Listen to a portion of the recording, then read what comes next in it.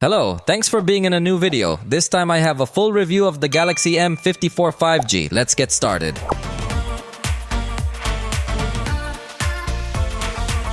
This is a mid-range device from Samsung. However, the Galaxy M family is usually priced a bit tighter compared against the Galaxy A family. Although in this year, Samsung, at least in Mexico, launched this device at exactly the same price as its A series brother. We are talking about the Galaxy A54. So its launch price in Mexico is $9,999. That's about $580. Although remember that prices here are not the same as over there.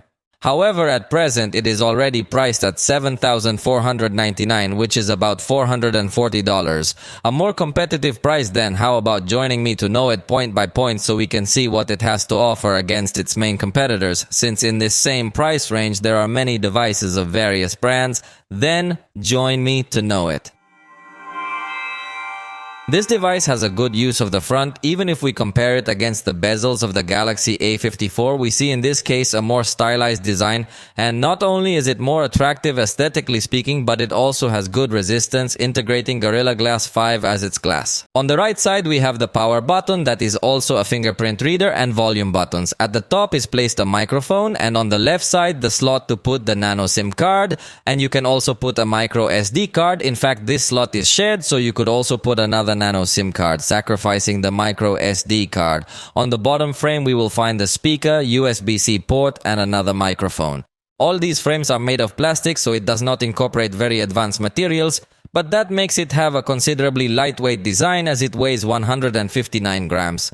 Although that figure doesn't sound that light, but you have to consider that it has a 6000 milliamp battery. So taking that figure into account, it is definitely a light and thin device with 8.4 millimeters thick. The back cover is also made of plastic, so it does not offer such advanced materials as we find in the Galaxy A series. In this case, I have the dark blue edition, but there is also a silver edition. And unlike the Galaxy A series, in this case we do not find any kind of certification against water and dust. So you have to be careful that you're not gonna drop it in water. The screen is considerably large, with 6.7 inches in its diagonal. It's a screen that also has full HD plus resolution. So it's 1080 by 2400 pixels. With this, it gives us a very good density. So all the details are going to look extremely sharp, both in images and videos, and even in very small text. This screen is Super AMOLED Plus, so we don't have Samsung's latest technology with respect to display, because that's reserved for the high end. But it's definitely a very good display. In fact, it supports HDR content, so it can put out considerably high brightness, plus a feature called Vision Booster, which will make the colors optimized for excellent outdoor viewing. So it's a display that really gives you a very good viewing experience, not only when you view it from the front, but also from the side, maintaining very good brightness, colors, contrast, and more. It really is an excellent display. In fact, it also offers 120 Hz in its refresh rate, which is very attractive so that all the animations and movements of the system look extremely fluid. The only detail here is that it does not have an automatic setting that switches between 120 and 60 so as not to consume so much power. So manually, you have to set whether you want the rate to stay at 120 or remain at 60. The maximum brightness, without a doubt, which is considerably good for a very good use of this device outdoors, and the minimum brightness is also very comfortable and nice. And in addition to the dark mode and night light filter, this device has two color calibration modes depending on whether you like more saturated colors or a bit more natural. In short, the screen is one of the strongest points, having as its only weak point the fact that it is not able to adjust its refresh rate automatically. It only comes with one speaker, which is immediately considered a weak point since most devices today are starting to incorporate stereo sound. Here we only have mono sound, although the volume is loud and clear, but with little presence of bass frequencies.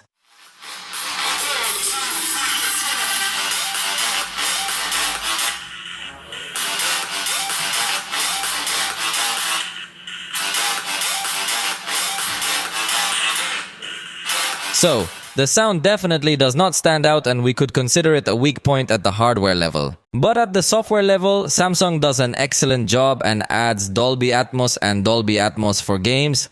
In Dolby Atmos, we have access to different presets, and note how we also have access to a 9-band graphic equalizer, with some presets already included to make it easier to customize your experience. Definitely that, although the sound is not the highlight of this equipment, the software comes to rescue this device. But another disadvantage is that it has no headphone jack, and that is an absence that weighs on many people. So you will need USB-C headphones or an adapter if you want to use that technology. And in case you want to use wireless headphones, fortunately it does support several codecs such as SPC, AAC, aptX, and SSC, which is Samsung's own codec, compatible with Galaxy Buds to enjoy high-resolution audio. Below you will hear an audio test recorded with these microphones in perfect sound conditions. The truth is that it picks up the voice very well. Next, you will listen to a recording with a concert simulation with a speaker at full power.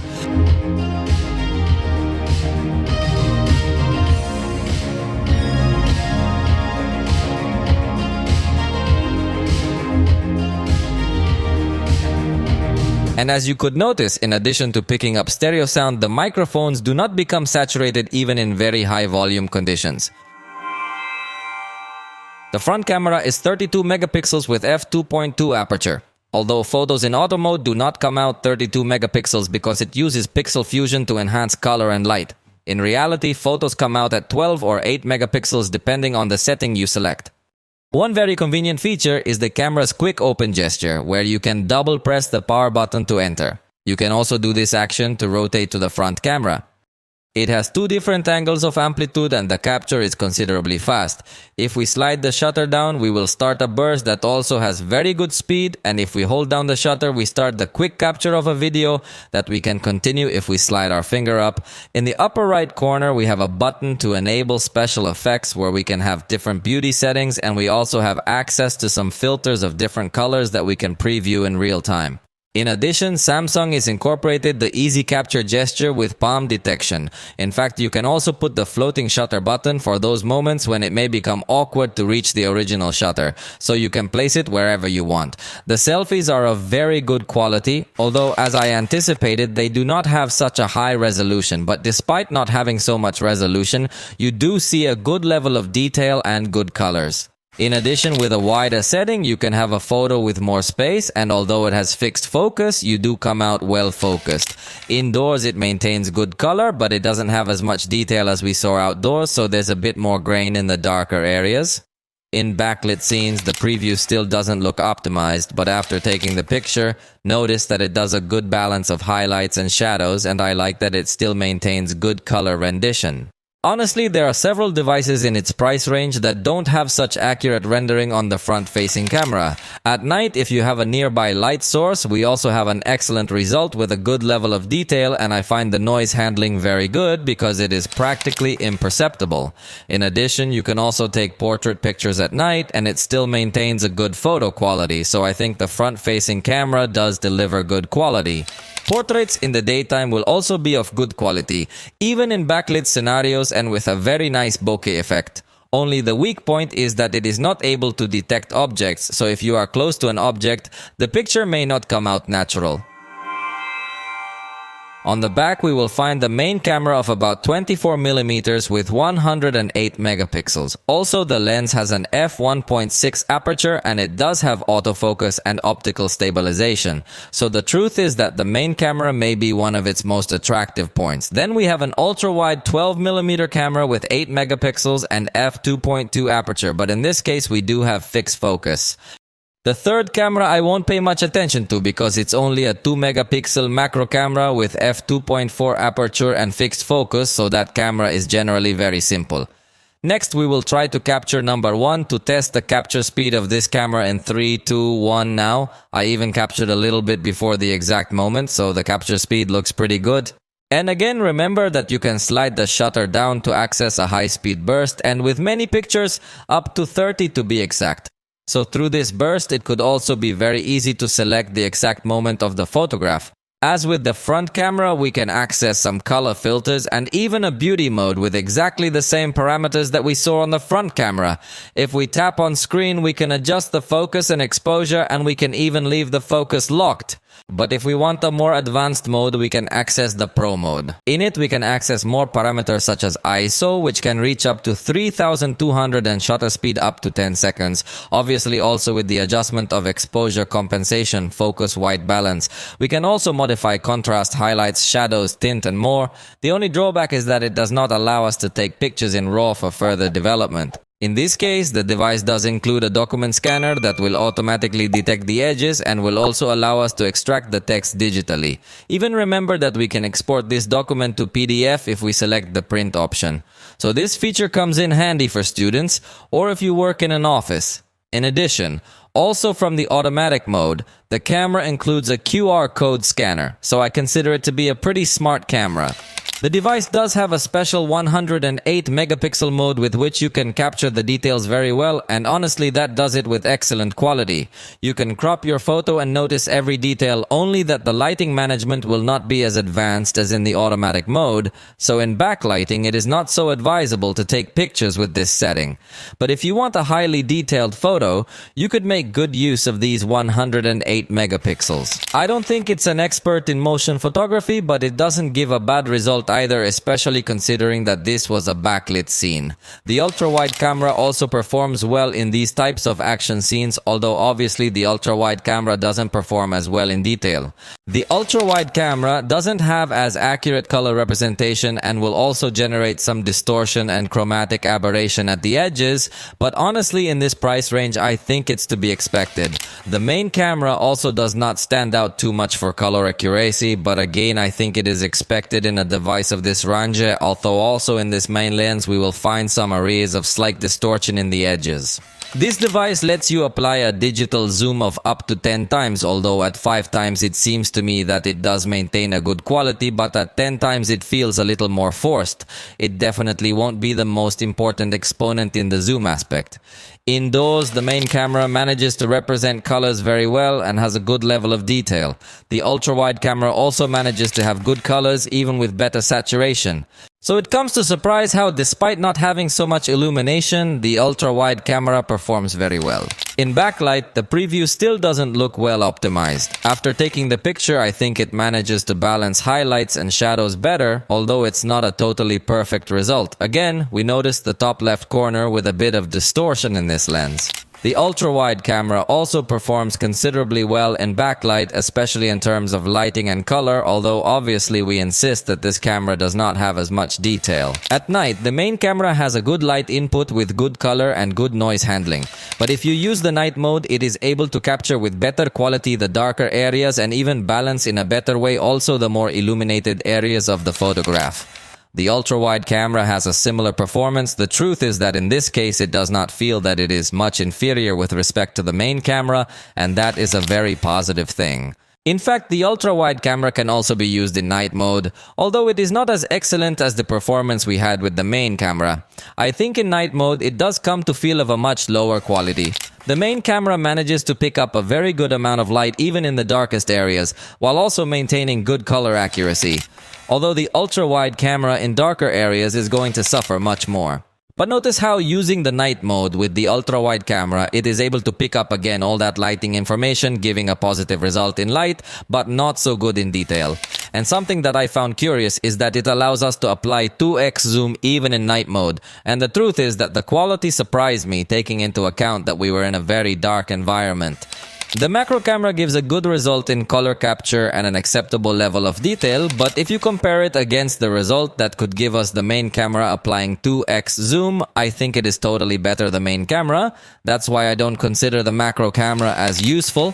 And remember also that in addition to the ultra-wide camera that gives us good amplitude, we can use the panorama mode with the ultra-wide camera. So we take pictures with a lot of space without too much hassle and also with a good resolution. Although the fact that the ultra-wide camera has a somewhat simple lens can play against it a bit, but you can also take panoramic photos with the main camera. Portraits will also come out with good quality and a very nice bokeh effect for the background. We also have a good detection of objects and people. Only its backlight performance is perhaps slightly below what we would like, but adequate for a device of this price. So portraits do seem to me to be of good quality. Regarding the video recording capabilities, you should know that it can record in 4K at 30 frames per second, both with the rear camera and the front camera, which can become very prominent in a device of this price. One of its strongest points without a doubt. And if you want to record at 60 frames per second, you will have to do it in full HD. And again, both the main camera and the front camera have that same recording capability.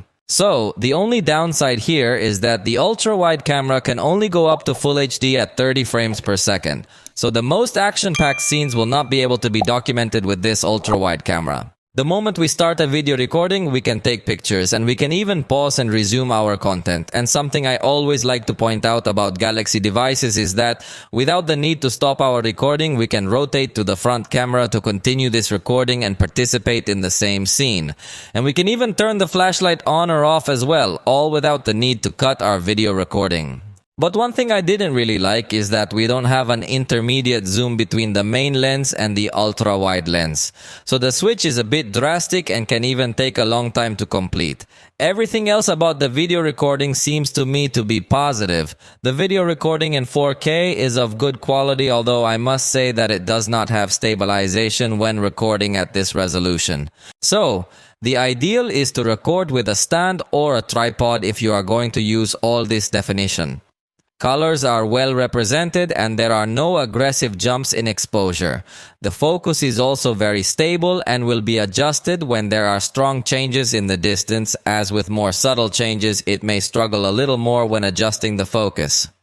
The ultra-wide camera can only record in full HD, and the truth is that it has a lot of noise. In addition, as I said, the shift to the main camera is extremely aggressive. The maximum zoom in this video recording is 10x and I find it positive, although it has a lot of noise. But fortunately, recording in full HD already incorporates digital stabilization for us to achieve a much more stable shot. In backlit conditions, I sincerely find it a positive result. It does not manage to compensate in an excellent way the light areas, so there are some overexposed areas, especially when it detects a face. But the truth is that the changes are not so aggressive and the result still looks good to me. Although the focus might struggle slightly in this scenario, but the result is good. The ultra-wide camera is not going to struggle to focus well on the face, so even in some scenarios it could give a more stable result in terms of lighting in this kind of backlit conditions. Indoors, the main camera records with a good quality, although if you get to perceive a little noise and colors are a little less saturated than we would have liked. But the truth is that the result is still positive. The ultra-wide camera does saturate the colors more, but there is also much more noise present in this type of lighting conditions. While at night, we also have a good light input even when recording in 4K, although it drops the frame rate down to 26 frames per second, which I think is still a good thing to maintain a balance between good light input and smooth motion. Even in the darkest areas, you get to see the light input, well, so it's definitely a device that does record with good quality with respect to lighting. Obviously, the ultra-wide camera at night is going to suffer more because there is more noise present, and in the darker areas it won't be able to pick up as much illumination as the main camera. As I anticipated, when you're shooting in 4K you don't have stabilization. Talking specifically about digital stabilization, although thanks to it having optical stabilization, you could still have considerably stable scenes if you're not having too much exaggerated movement. Although if you start running, obviously it will suffer a little more, although I insist that it does not suffer as much as other devices that do not have optical stabilization. Recording in full HD, you can take advantage of the stabilization. In addition, in this case, we enabled the super stable mode that includes the device, although it will use the ultra-wide lens. So, you lose a bit of image quality with this mode enabled, but you gain a very good level of stabilization so that despite running you get a shot without so many movements. Curiously, the fast camera has no stabilization and only records in full HD, although it can go from 5 to 60x in the daytime, and at night you can curiously go up to 300x to record a little bit of landscapes. But with 60x I think it's also a good result that we can have recording these scenes. However, what I would like is that this fast camera does allow us to record it in 4K. On the other hand, the slow motion is only in HD at 240 frames per second. So it does go very slow, and that's spectacular, but unfortunately it doesn't have as much detail as we would have liked. The front camera also allows us to record in 4K, although as in the rear camera, if you record in this resolution, you will not have stabilization enabled, although honestly the image quality is very good, including color, level of detail, and even more or less the balance of lights and shadows. Although it will obviously give full priority to illuminating the face, but I honestly feel that it records with a good quality. However, it will ideally record in Full HD if you want to maintain good stabilization, and by the way, I remind you that this is a fixed focus camera, so you can't zoom in on some object to get it in good focus, but if you shoot in Full HD with stabilization, you're going to notice that we have a closer framing, so you would need to stretch your arm more to be able to have more space in your scene. I insist that when shooting backlit, it more or less tries to balance the lit areas well so they don't get 100% burned out, although they do come out overexposed. Indoors, the recording will be with a higher noise level but maintaining good saturation in several colors. Possibly the green color is a little less saturated than we would like. With the front camera, we can record a hyperlapse shot to have fast motion with full HD stabilization, and slow motion is also available in case you see it necessary, although again in HD and in this case at 120 frames per second. As an important absence, we could say that this device cannot record with dual camera using the rear and front camera at the same time. The operating system that integrates this device is Android 13, and on top of it comes One UI 5.1, which is not the latest that currently exists, but since its launch it did come updated. In fact, a very good news is that this device has the promise of 3 years of software updates and 4 years of security patches, so we can be sure that its lifespan will be considerably extended. It surely won't be long before it receives Android 14 with One UI 6 and still more updates to come. Samsung includes some outstanding features such as always on display that can show us the clock and some additional information on the screen when the device is locked. We can customize it and we can even place images, GIFs, stickers and other things. So the customization is very extensive in this regard. We will also find the Edge Panel section, where in addition to having access to different apps that we can fully customize, we can also add new panels that would allow us to have quick access to some contacts, create screenshots or special snippets on the screen. We can also add some specific shortcuts to app functions and some other tools like widgets, as even that allows us to download more content through the Galaxy Store to be able to take advantage of in this sidebar.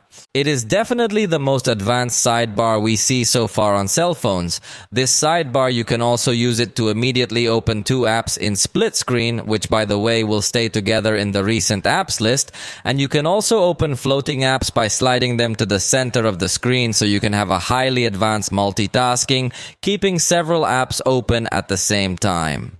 And note how YouTube does support this floating windows mode, and even Instagram is also supported, and also through the labs section you can make any other app compatible. So there is no doubt that Samsung has the most advanced management of floating windows and apps in multitasking. In fact, you can also enable some gestures for you to easily transform a common app into a floating window app. This device also includes the modes and routines that Samsung has recently introduced. With these, you can get to automate various things on your device. For example, you can enter a work mode and tell it which apps you do want it to allow you to use and which apps you do not. In addition, you can ask it to be enabled automatically depending on a place or a schedule. And you can easily set which people can call you and which people will be blocked during that time. You can also set which notifications you will receive and which notifications you will not. And you can further customize parameters such as sound type, power saving and other things. Then you can create different modes of your device, and even we also have access to all the routines so we can automate many more things of our device. There is a list available of automations that you can implement on your device, but you could also create in a very simple way your own automation having conditions and consequences. Within the conditions, we have a large list of parameters. Just to give you an example, we could tell it that at the moment of receiving a message with a certain word, it will do a series of actions, or at the moment that the battery reaches a certain percentage, we can also trigger many actions. In my case, I am going to create a routine that while the cell phone is charging, the consequence is that the device is set to the highest sound volume. Also, you can add more than one consequence, and we have lots and lots of options available. So really the level of automation that you can achieve with this device is extremely high, unlike other cell phones that do not integrate any type of automation. And in the gallery, we have a fairly advanced editor with which you could get to delete objects. You simply choose the option and it will make an analysis through artificial intelligence, and after that you can touch the objects you want to delete. Then you simply press the delete button and it will do the magic. Obviously there are times where the result is better and times where the result is worse, but in this case it was an excellent result. Finally, also remember that in many countries, Samsung has available the Samsung Members application, with which we have a forum available where we can report some problems, but we also have access to many discount coupons for the simple fact of having purchased a Galaxy. So we have very good options as well that make the experience very good. And a small detail is that it has an X-axis optical engine that is very well optimized with the software. For example, when you open the timer and do these actions, the device emits a little vibration that feels like a bump that really gives you a feeling of a high-end device. That's why I insist that this is possibly the system with more features that currently exists for cell phones, and also in this device brings a good support for updates. This cell phone comes with a side fingerprint reader. The truth is that I have no complaints regarding the placement, even though they could have placed it inside the screen, since the recognition is extremely fast. The only thing I should comment is that this button has a sound that feels very simple. It sounds like a button on a much cheaper device, and on top of that, even though it does react fast and the unlocking is effective, it only lets you make 3 entries. So you are very limited, and if you are one of those people who like to register the fingerprint of several trusted people, in this case the truth is that there will be few spaces available. You can also tell it if it is necessary to press the button, or simply by placing the fingerprint on it, you want the recognition to be performed. In addition to fingerprint recognition, it integrates facial recognition, but it is only in 2 dimensions. So it is not so recommended for security, although it is a recognition that Samsung has advanced a little bit more compared to other manufacturers. So it is even able to detect if you have glasses or not, and also detect if you have your eyes open or not, and some other things. But it's still only a 2-dimensional recognition, so it's not so recommended if you want to maintain a secure experience. For convenience, you could enable Google Smart Lock and register trusted places or devices so that the device is not constantly locking. Samsung Pass is also available to automatically fill in your users, passwords, and other information, and all obviously verified first with your fingerprint. So, the operation is totally fine, but Samsung Pass is not only a password manager, but also from your own keyboard you can access confidential notes, information from your cards, or anything else to insert it quickly, and all protected with your fingerprint. The device also includes Samsung Kids, which is a totally safe environment for children, where you can download some applications focused on their age, totally safe, and obviously to leave this environment must first verify through the fingerprint. But this environment also offers parental control functions for parents in a very simple way. You can see the statistics of how long the device has been used and set time limits or even a bedtime.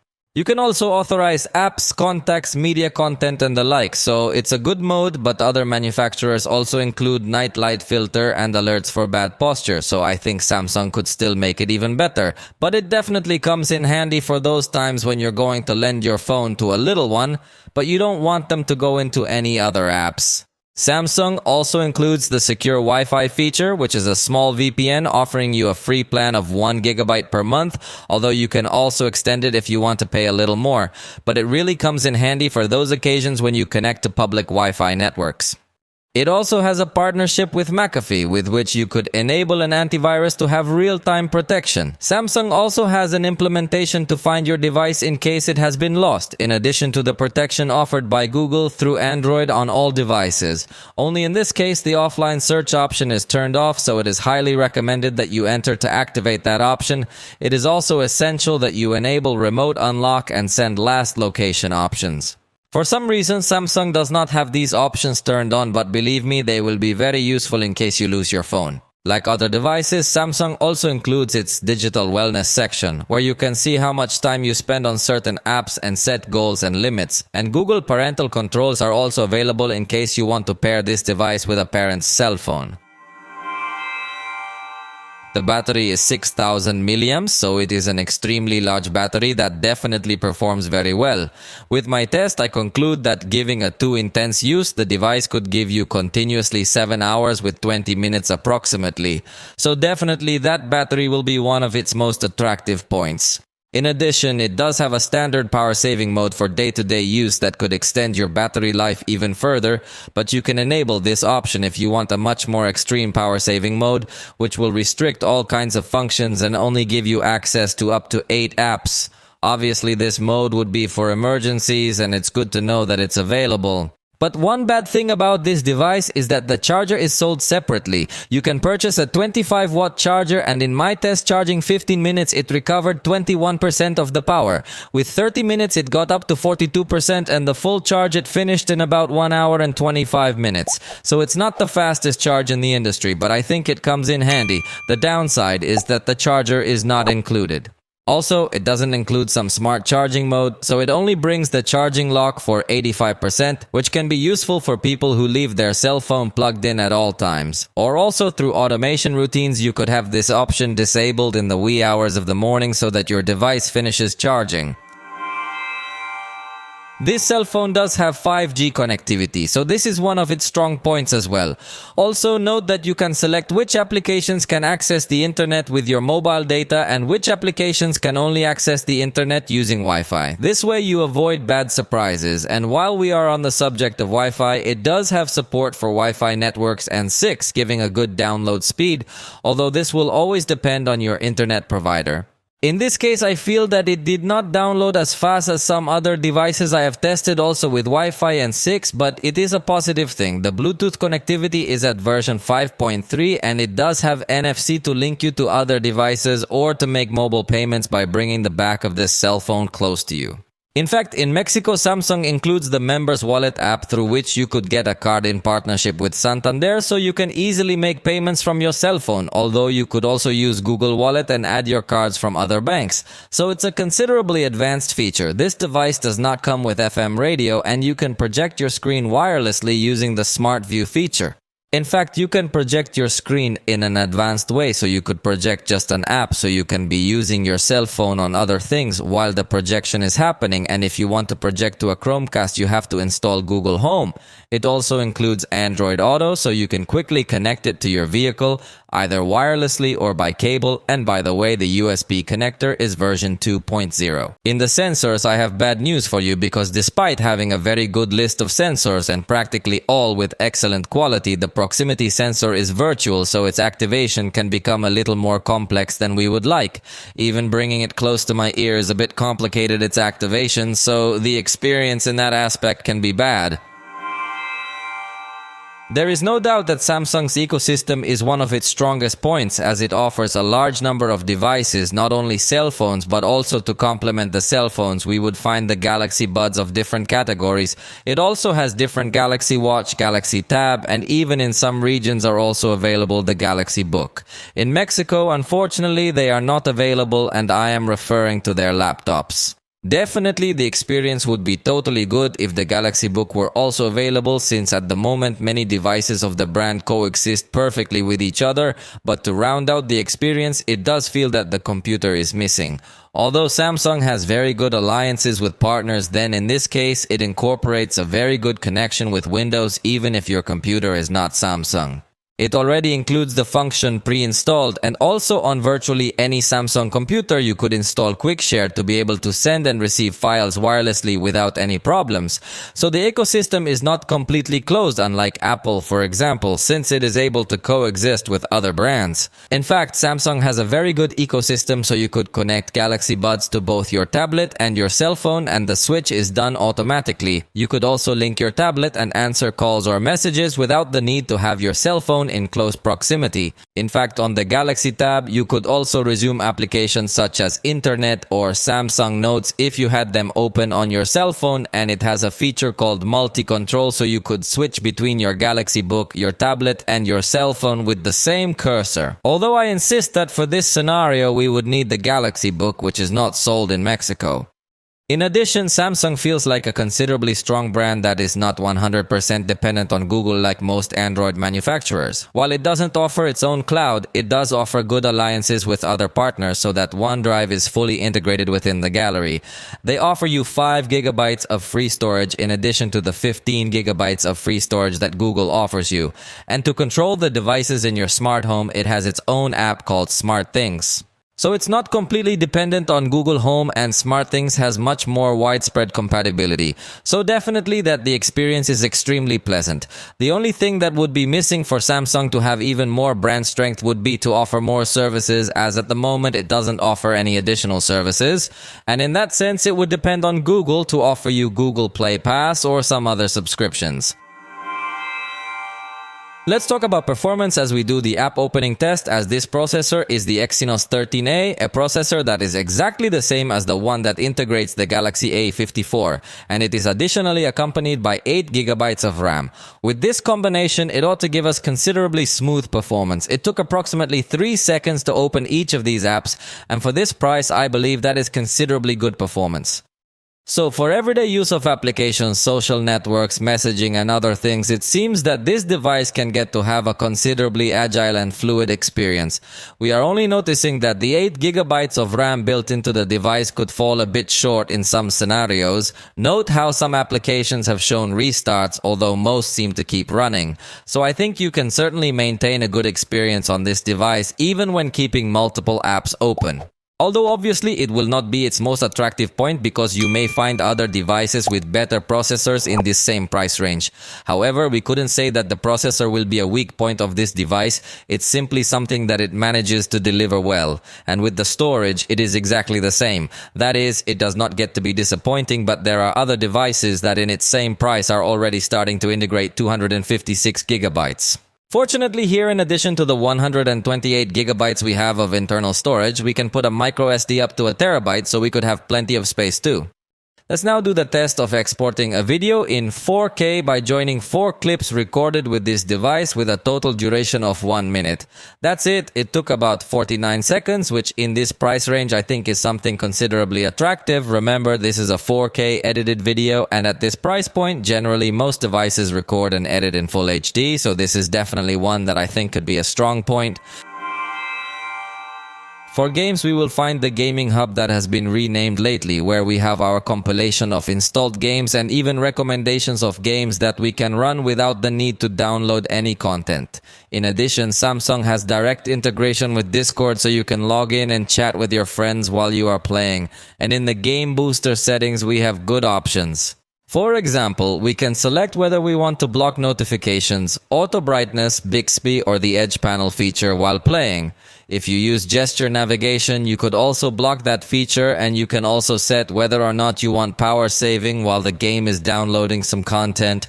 You can also select whether or not you want a shortcut bar or a direct shortcut to appear in the taskbar.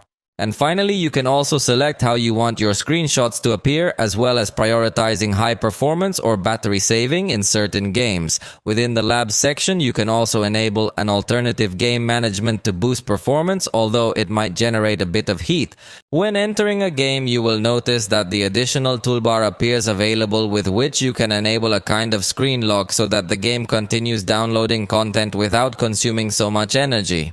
You could also disable the navigation buttons, take screenshots both in image and video, and with this additional button you can create shortcuts to applications so that without leaving your game you can enter to answer a message, and even remember that these applications can have a certain level of transparency. In addition, within Game Booster you can enable a priority mode so that Wi-Fi connectivity gives high priority to the connections of these game servers, and you can download more additional plugins.